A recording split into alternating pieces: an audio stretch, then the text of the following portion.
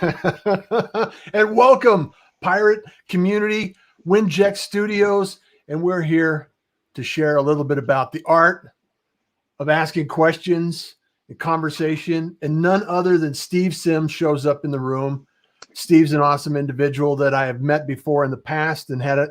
He's also a pirate and an amazing individual. And I wanted to bring him on and share a few thoughts about asking questions and getting involved and engaged in your audience. Steve, welcome. Thanks for having me again.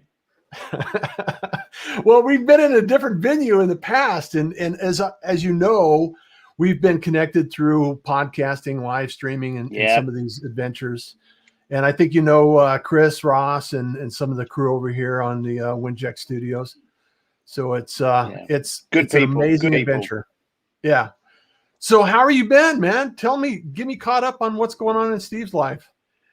Well, it's funny that the subject is going to be asking better questions, because that's better questions, more questions, the right questions, because that's what I do on a daily basis. Yeah. And what I've been doing with myself is really asking myself better questions. You know, we're pretty bad at asking a lot of people what we want. We're terrible at asking ourselves what we want.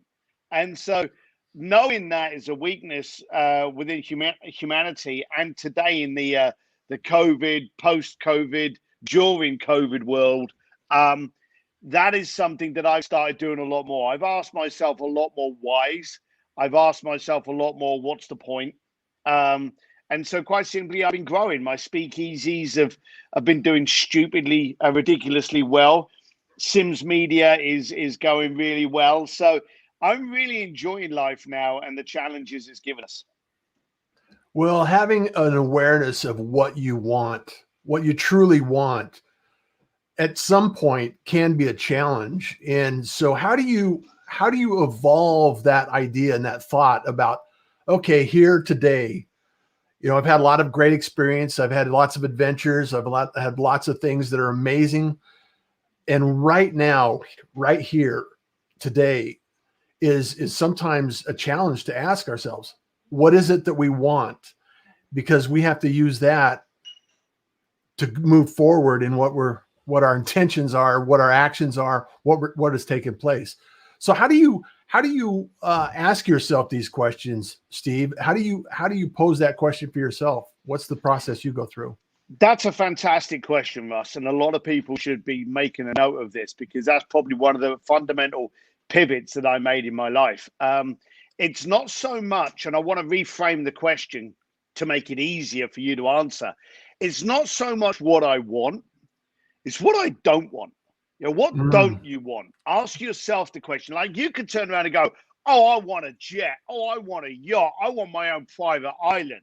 Okay. Yeah. And when you say those things, you kind of really don't mean it.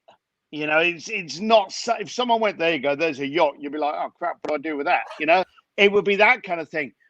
But it's actually easier to say, what don't I want? Because 9 times out of 10, what you don't want is something that you have a relationship with, you know? So what don't I want?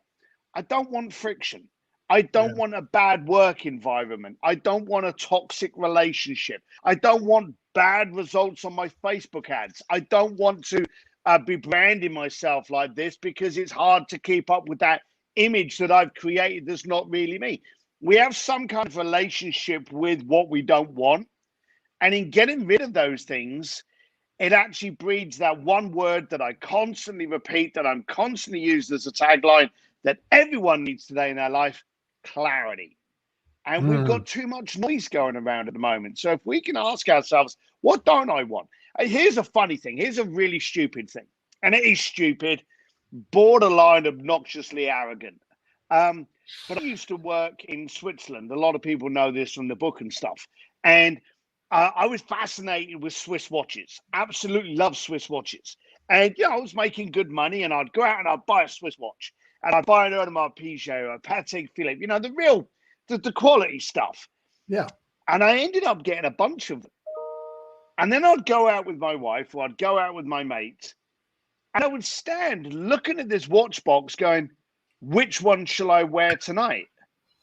And do you know the funny thing? That choice used to bother me. I literally used to look at it and go, well, for a start, I feel a bit arrogant for even kind of like, I wasn't in the position where I was like, oh, you're blessed.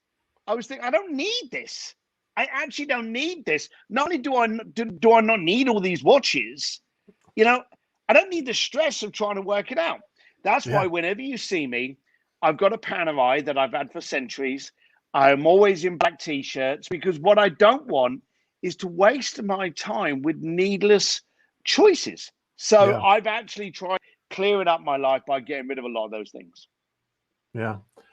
Clarity, simplicity, and also understanding what brings a little bit of joy in your world every single day. It does. Yeah, it absolutely does. When you can get rid of all the stuff you don't need to be doing, and you get rid of, let's be serious, the pain, the concern, the apprehension, the friction. If you can get rid of all of those, you're much more smiley all day, every day. And when you are in a happy mood, when you're in a good, happy mood, good, happy things happen to you. Yeah, absolutely. And I think part of that, Steve, and I think you have achieved this goal many times probably in your life and will achieve it in the future of what you're doing, is alignment. When what you enjoy and what you have removed brings alignment in your day, it is really important. And the only way to achieve that in my thought process, and I want to talk about this, is by knowing and really being, honest with yourself and saying, is this really important to me? Or is this just something that is just going to be a burden? Because a lot of things we imagine we want, when we achieve it, it becomes a burden, just like the watch collection, just like the things that we collect.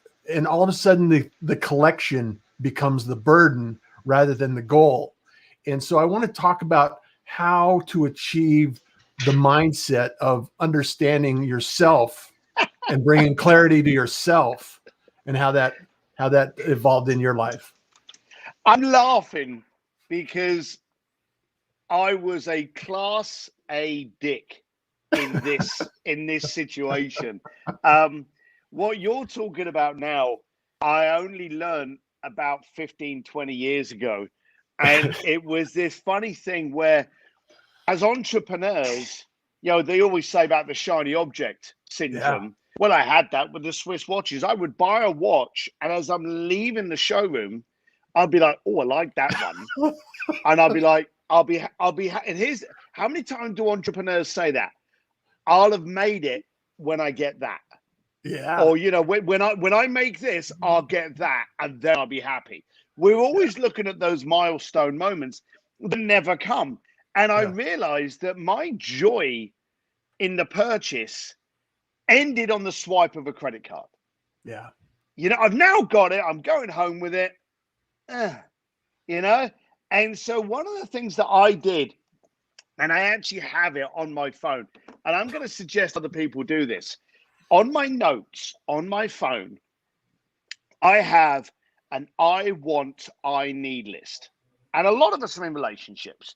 If you're lucky enough, you're in relationships. And I remember I used to say to my wife, Claire, I used to go, look, I want to buy this. Now, there'd be other more pressing things. And then Claire would say, well, you can't do that now. We've got to pay for the kids, or we got to sort out the holiday, or we've got to repair the toilet, or whatever it is. There's always more pressing things. As an entrepreneur, when someone says to you, no, you can't do that, oh my God. And everyone's out there going, oh, no. And that's what I would do. My initial reaction was, you can't tell me that. I earn the money. I work hard. I want, and you end up wanting it more until you get it. And then you go, well, it's not actually impacting my life. I'm now not floating on roses. So what I did was I realized that this was a disease that not only myself, but as entrepreneurs we have. We want something, we lock and load on it. I'm having it. Screw anyone in the way. You tell me I can't have it, then I'm going to sell your kidney and buy it, So what I did was I built this I want, I need list. Okay. Yeah. And I used to put on things that I was going to buy. You're not going to tell me no, I'm going to buy this. And now my wife knows me very well, been with me for like, forever. So she knows I have this I want, I need list. And I go, I want that motorbike. I'm buying that motorbike and I'm going to put it down on my list because that's what I'm going to pick up. Yeah. And the funny thing is, once you've actually decided I'm going to buy it, you start seeing it for what it is. Yeah. And you go, well, actually, it's been 3 weeks. And if I had had that in my garage or if I'd had that in my life, I would have actually used it. Yeah. And now that Claire's been able to see this, we all have them in our family. We actually teach each of our members of our family to do this. Put something in there, and straight away it alleviates the necessity of the only child syndrome. I've got to have that, Yeah.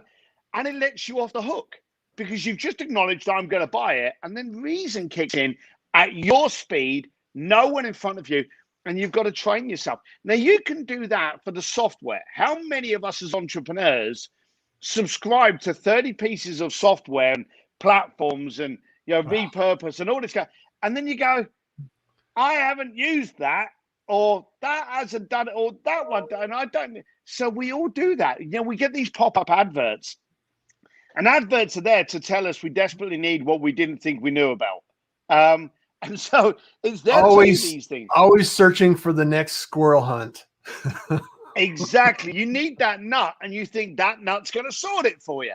So you subscribe at $4.99 and then forget about it. And 12 months later, realize that you haven't even completed the onboarding. So understanding the first thing, in the questions you ask, understand the beast you are. Understand as an entrepreneur, you're a little bit dysfunctional. You're a little bit demanding. You're a little bit focused, almost blinded by the latest shiny thing. When you know you've got those attributes, so bear in mind, all those things I've just said, even though they're negatives, in that context, they're positives in others. When you're laser focused on a project, that's a damn good thing. When you're laser project on the latest shiny iPhone that doesn't do anything different, then you don't need that. So it's all those kind of things. So use your knowledge of yourself to help steer the way properly. I love that. And that brings up another item that I know a lot of entrepreneurs need to have in their life, or it's important to have in their life, is some measurable goal, an outcome. And I think it's more about the achievement rather than the actual item itself, because what you're talking about is just like your list. You put on that list, and then you can rationalize the desire as you think through that process. And entrepreneurs, a lot of times we have this idea that, okay, we need to achieve this goal in order to measure our results and fulfill that need in our psyche to be from here to there and grow and continue to expand. And it's almost as if it's not, oh, I can't afford that now. It's more like, how can I afford it? Like you said, sell the kidney. It's like, I'm going to get after it. I'm going to find a way. It's not a matter of if, it's a matter of how I'm going to do it.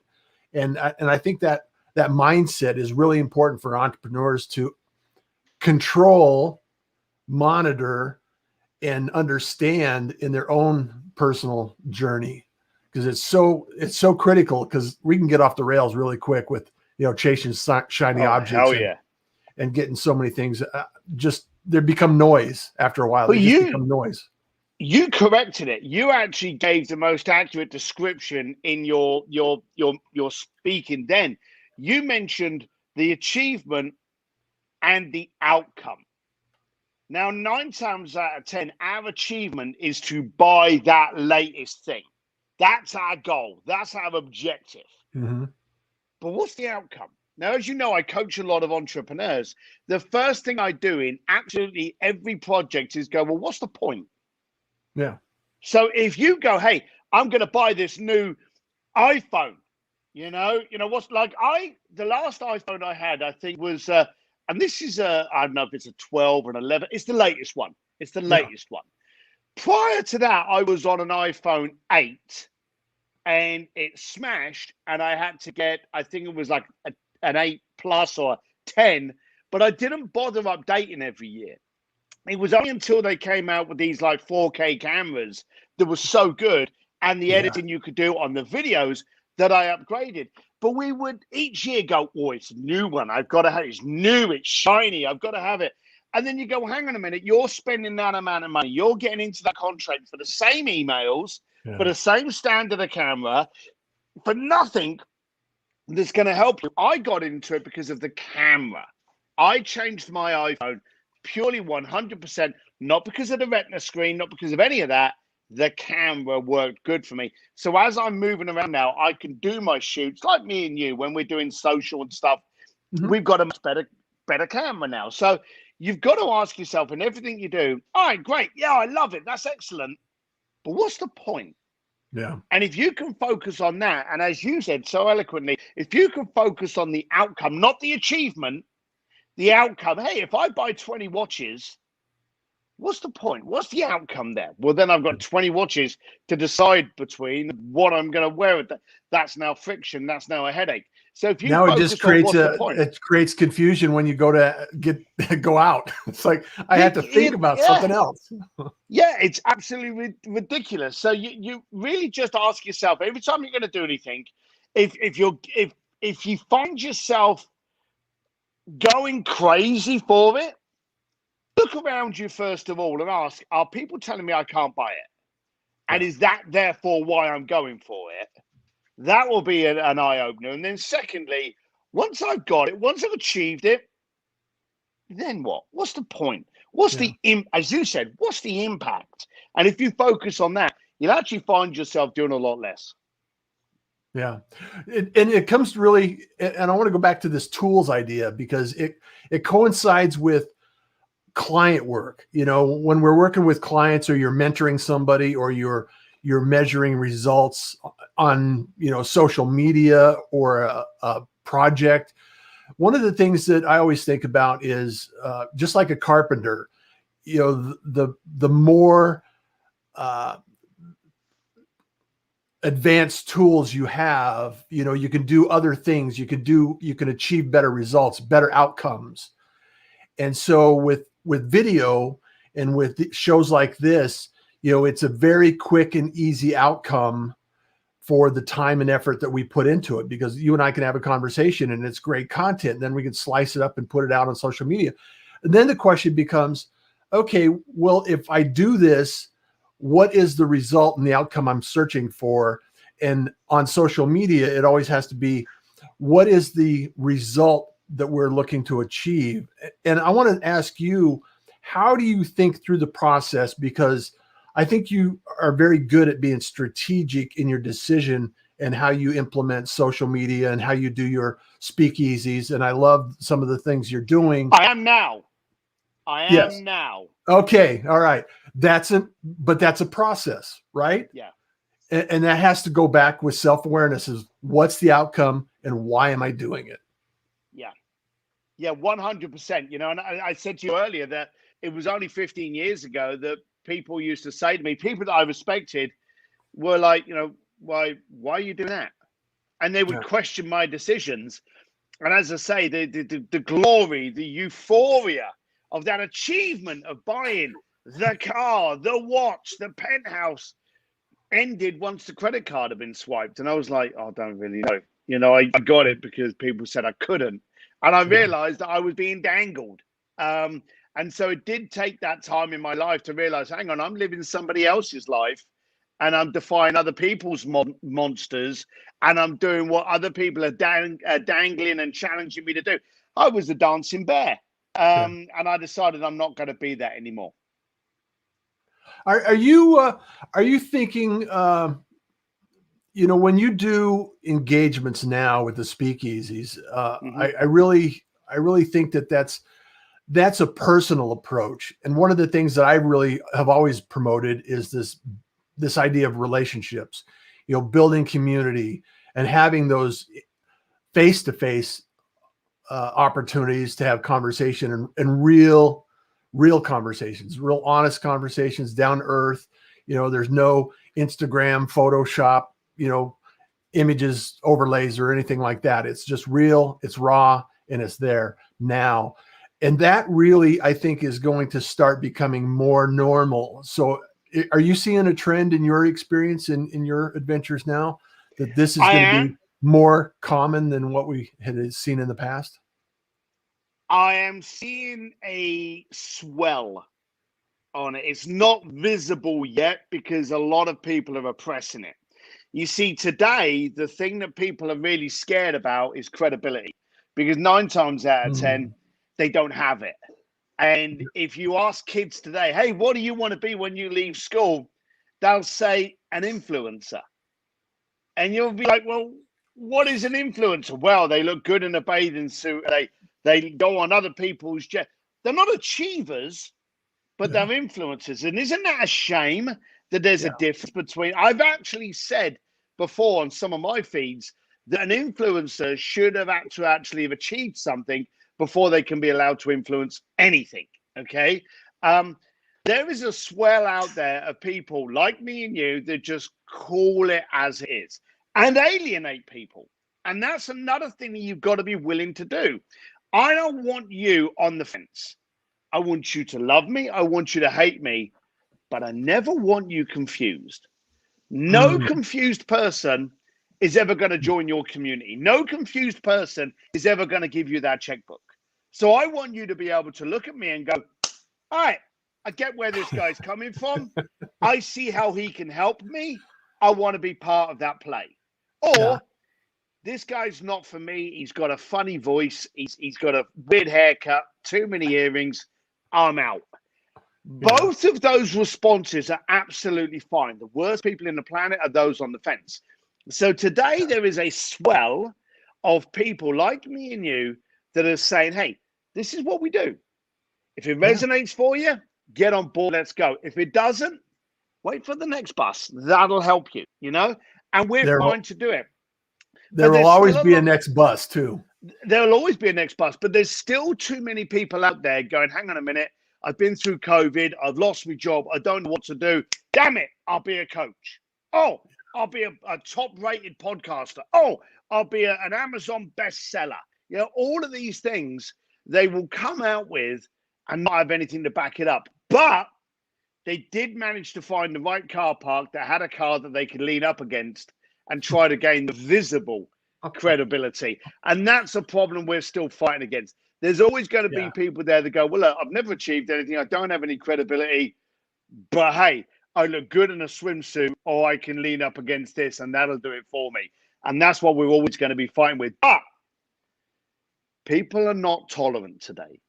The more that we're putting out us, love it or hate it, us, there are people out there that are peed off. I'll be polite. They're peed off. They're aggravated. They're annoyed. Whether it be politics, COVID, masks, vaccines, everyone's got an opinion today. Me Too, Black Lives Matter, Asian hate. There's a lot of anger, noise, intolerance, disruption going on today. A lot of conversations that are uncomfortable that we need to have.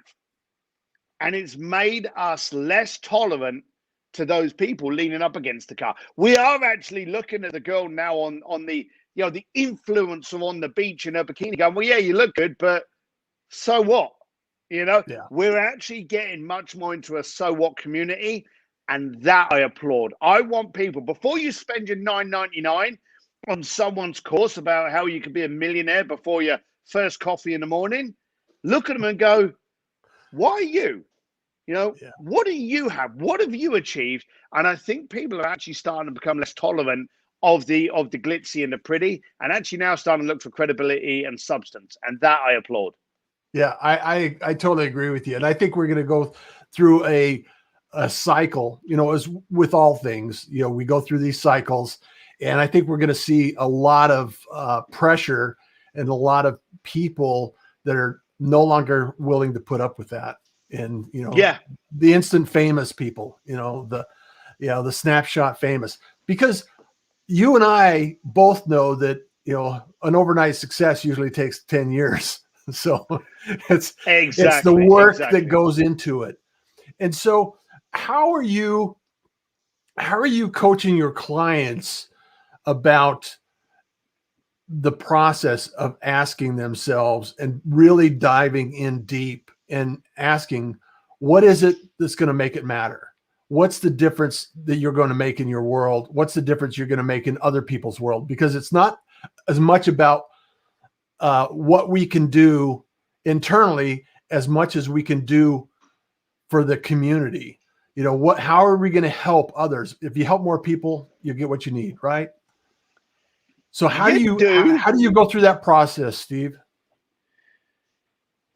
It's a funny one. And I want to be very careful with my words. As you are. I'm incredibly selfish. And I see Chris, by the way, throwing up some things there. So, yeah. Hey, Chris, how you doing? Good to see you, pal. I'm incredibly selfish. And when I say that, it means that I don't do anything that doesn't benefit me. Now, there's a lot of people out there going, well, that's rude, that's cruel. But this is what I do. If I can help through my coaching a bunch of entrepreneurs get out of the way of themselves, stop branding what they think people want to see, and actually start focusing on amplifying their message, their tonality, I'm actually creating more of a world that I want to live in. You see, I don't want to be selling a service that helps the furus, the fake gurus of this world, sell $10 million course. I couldn't do that. I've had people come to me, the funniest one was, I think she was like 18 years old, swimwear model, had like a bazillion followers, and she said, I need you to train me. I want to be a life coach. And I'm like, what the? And she's like, I've got all these followers, I want to be I want to. And so she starts basically going through Hallmark and sticking up like the Christmas card quotes. And all of a sudden she's calling herself a life coach. I don't want to be working with those people. So selfishly, I work with people that I feel are going to create impact I want to see. And the two words that have been used a lot of times in this, clarity and impact. So what are you working on now and why? What's the point? What's the impact? You'll get a lot of people that we spoke about social earlier. I want to get my followers up. Great. How are you doing it? Oh, I'm posting 57 times a day. And I'm quoting great Chinese theories. And I've got loads of followers and I've got loads of... Great. Why? Yeah. There's a lot of people out there that are focused on the road and not focused on the journey. And more importantly, the destination. So when I start with a client, first of all, and it gets them very uncomfortable, why are you doing this? What's the point? Okay. Yeah. There may be a more direct route. There may be a route that's harder that you're trying to avoid. But I want to know what's the point in absolutely everything. And that's what we're going for. And so it's clarity. First of all, clarity. And then, as you said very well, impact. Working with the clients to find out where they are with one to achieve the other. That is so powerful, Steve. That is incredibly powerful. And it goes back to our first comments.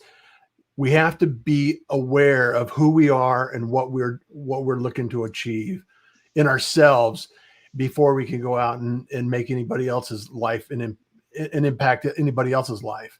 And I think also it really brings into the focus what you're all about, which I love, is the polarity of you're either in or you're out. No indecision involved. It's you have to decide and you have to commit and you have to be clear on what you're looking to accomplish. And once you achieve that, then it seems like the road is much clearer and the path is much brighter because there's no friction. Remove the friction, you get alignment, and all of a sudden you're sailing down the path of what you're looking to accomplish. 100%. Also, here's the funny thing. I want to be very careful because we don't know each other that well, Russ. But the pair of us are sounding like a pair of hippies around a campfire talking about, understanding your true self. For many, many years, I was very, I won't say cynical and skeptical, as I would probably say arrogant and abusive towards that kind of mindset. I was very sarcastic. It's the British thing in me, I'll be like, oh, we're going to sing around and sing Kumbaya now. But until you actually suddenly start realizing that the devil's inside, and that's what you've got to be focusing on, it's still going to rule your decisions. And you get to a point, and it's like everything. I laughed when you were talking earlier because I'd only learned that 15 years ago. I'm 55, okay? I learned some of the biggest lessons in my life on the cusp of being 40 years old. Hell, can you imagine what I would have done if I'd learned that at 25 years old? Yeah. So you've really got to learn that, you've got to ask better questions of the people you want to do business with. But more importantly, you've got to ask the more appropriate and delving questions of what you're really going for, who you are. Are you trying to, and this goes back to when I was a doorman. I used to see people turn up and you'd have a guy with a new watch and he would have his sleeve pulled up, okay, just so people could check out his watch. Or he would pull up in a car outside a club and he'd get out and almost put his jacket on in slow motion and stare at the crowd going, hey, check out my car. You suddenly realize that those people aren't driving the cars or wearing the watches, vice versa. The watch is wearing them. The watch is the showpiece. It's just that the tag along, that purchasing, admiration, eyeballs, and credibility via an expensive watch or an expensive car. So when you start really delving into who you are, why are you doing what you're doing? Why are you buying that? Why are you taking time on that? Why are you hanging around with those people? Why are you commenting in that group? You suddenly start realizing that you're a hanger on and you're nothing more than like a little fly and you need to move on to where you can dominate. I love that. So, Steve, before we wrap up today, I want to ask you one final question. And I know that this could be another entire show. However, I want to identify how you are defining success in your life today. That's easy. Friction. Friction's a bad thing. The only thing friction's good is for your brakes, in your car, on your motorcycle. That's the only place in the planet friction is a good thing. Everywhere else, it wears, it rots, it kills, it destroys, it stops. So I'm successful the less friction I have. Okay. And friction means, am I worrying about paying my mortgage? Am I worrying about paying for my staff?